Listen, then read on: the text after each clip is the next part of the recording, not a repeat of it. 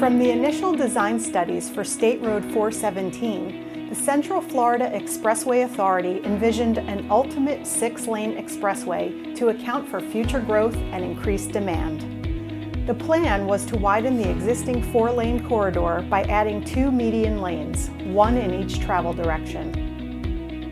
Additionally, full-depth shoulder pavement would be installed, allowing for hard shoulder running during peak travel times. This configuration could eventually accommodate connected and autonomous vehicle technology in the future.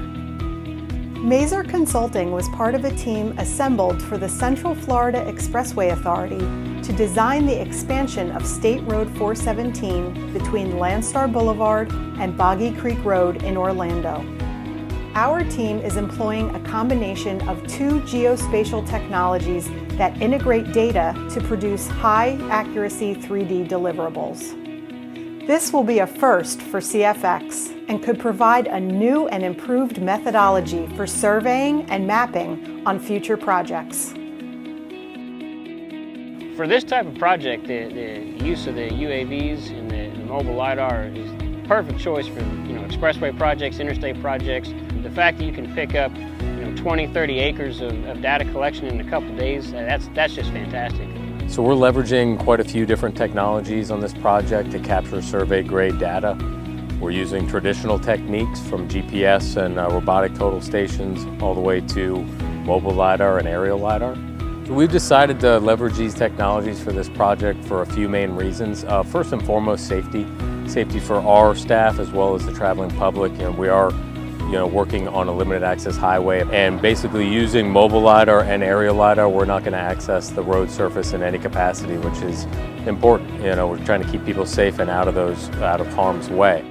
Maser Consulting likes to bring the right tool to the right project, so we're doing mobile LiDAR specifically for the roadways to be able to capture all the detail that we need there. And we're using the UAS LiDAR for where the mobile LiDAR really can't reach. If you want smaller segments done and you need richer data or more dense data, we're a lot lower to the ground. We're using the same sensors you'd use from a helicopter, and we're flying a lot slower, so we're just collecting that much more data to be able to give our clients what they're actually asking for.